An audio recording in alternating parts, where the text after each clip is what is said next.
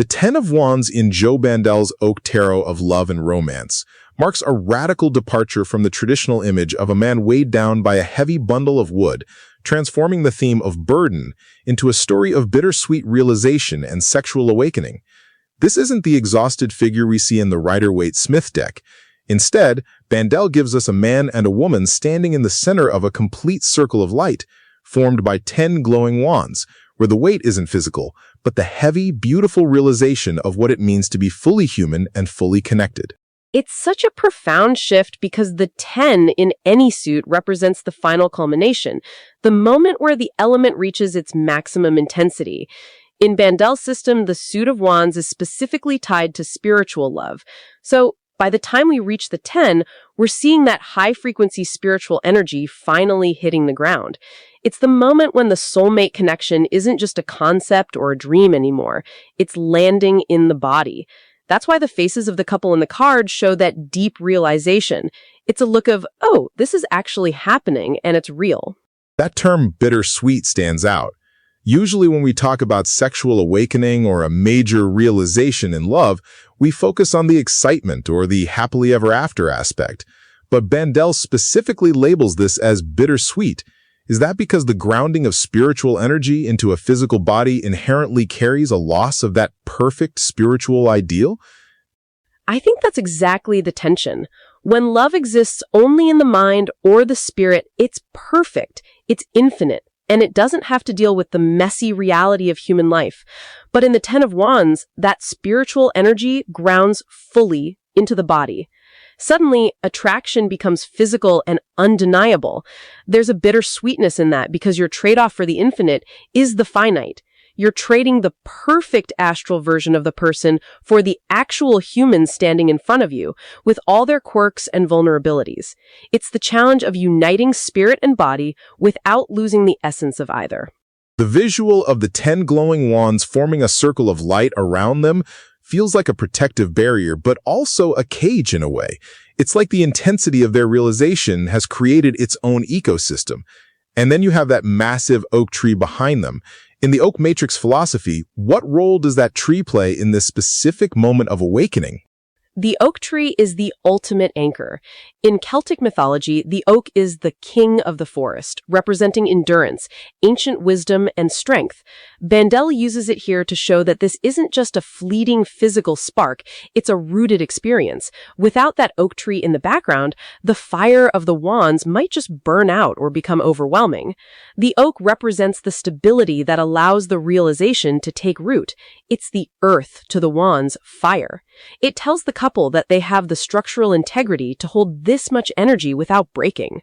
Let's talk about the gendered experiences Bandel describes for this card. He mentions that for the male experience, it's often a struggle to bring spiritual ideals into real life.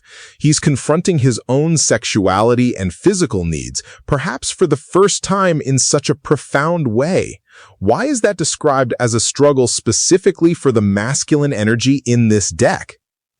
In many of the earlier cards in this suit, the masculine figure is often depicted as more detached or focused on a distant spiritual goal. By the Ten of Wands, he's basically being forced to acknowledge that he is a physical being. He might have had these noble, high-minded ideas about what love is, but now his body is telling him something very different. Bandel's notes suggest he's torn between those spiritual goals and his raw sexual needs. It's the ready-to-explode feeling where the energy has no other outlet but the physical.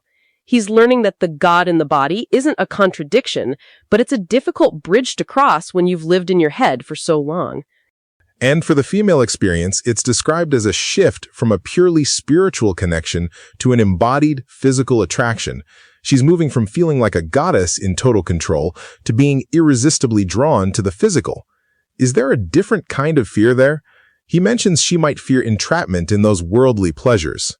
Yes, it's a fear of losing that high-level spiritual perspective.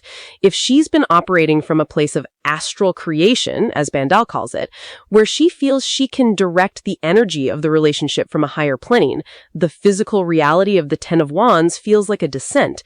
She's longing for that sensuality, but she's worried that the real world and its social pressures will confine her. It's the realization that you can't just be a goddess in the clouds, you have to be a person on the ground. The beauty of the card is that it celebrates this transition rather than mourning it. It says that love becoming fully human is something to be celebrated, even with the challenge it brings. The color palette is very specific here. Rich golds, deep reds, and warm earth tones. It doesn't look like a burden card. It looks like a hearth or a sanctuary. It reminds me of the idea that a hearth keeps you warm through the winter, whereas a wildfire just destroys everything. Is Bandel suggesting that this sexual awakening is the hearth phase of a relationship? That's a great way to put it. Earlier in the suit, like in the Eight of Wands, you have these glowing arrows of spiritual communication flying through the air. It's exciting, but it's disconnected. The 10 is when that fire gets put into the fireplace. The earth tones provide the grounding, the reds represent the physical passion, and the golds represent the spiritual value. It's the marriage of spirit and matter. It's the moment when you realize that the person standing in front of you isn't an enemy or a dream, they're the one holding the light that shows you who you really are. It's interesting how this reinterpretation changes the reading of the card. In a traditional sense, if you pulled the Ten of Wands in a love reading, you'd think, oh, this relationship is a lot of work, it's exhausting. But in the Oak Tarot, it seems to suggest that the work is actually the intensity of the realization itself. It's not that the relationship is heavy, it's that the moment is heavy because it's so significant. Exactly. The burden isn't a bad thing here. It's the weight of truth. In the Oak Matrix system, Joe Bandel emphasizes that love isn't a straight line of happiness. It's a soulmate cycle with these peaks of revelation. The Ten of Wands is one of those peaks. It's the final get real moment.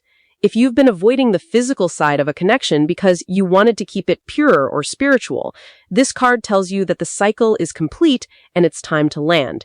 And if you've been avoiding the spiritual side because you're focused only on the physical, the circle of light reminds you that there's a sacred dimension to what's happening between you. I'm curious about the circle of light formed by the wands. In many esoteric traditions, a circle is a symbol of completion and manifestation. But here, the wands aren't being carried. They're standing around the couple. It feels like they've reached a destination where the doing of the wands is over and the being begins. That's a very sharp observation. In the Rider-Waite, the man is still moving. He's doing the work of carrying the sticks. In Bandel's Ten of Wands, the couple is stationary. They're just standing there. The wands are glowing, but they aren't being used as tools anymore. They're the environment. This suggests that the spiritual energy has finished its journey through the astral and mental planes and has manifested as a container for this physical moment. The work is no longer about striving for a connection. The connection has arrived. Now the work is simply the courage to stay in that circle and face each other without the masks of spiritual ideals. Bandel's background in translating early 20th century German dark literature seems to peek through here. There's a certain gravity to his cards. Even a card about love and romance has this spectral, almost haunting quality. It's not a lightweight deck. It treats intimacy as a serious, almost dangerous spiritual event. It really does. He doesn't shy away from the shadow side. He often talks about how love can become a cage if that intensity isn't managed properly. The Ten of Wands is the total union, but it requires you to drop your defenses. He mentions in his notes on other cards that intimacy can be terrifying because it requires you to drop the bandage. In the 10, the bandage is gone. You're fully seen. That's the bittersweet part. You can't hide anymore. You're grounded in the reality of your body and the reality of the other person. If someone pulls this card today and they're feeling that male experience, that struggle to bring spiritual ideals into real life, what's the practical advice? Is it just get out of your head and into your body? Basically, yes, but with a layer of compassion. The advice would be to stop seeing your physical desires as a distraction from your noble spiritual path.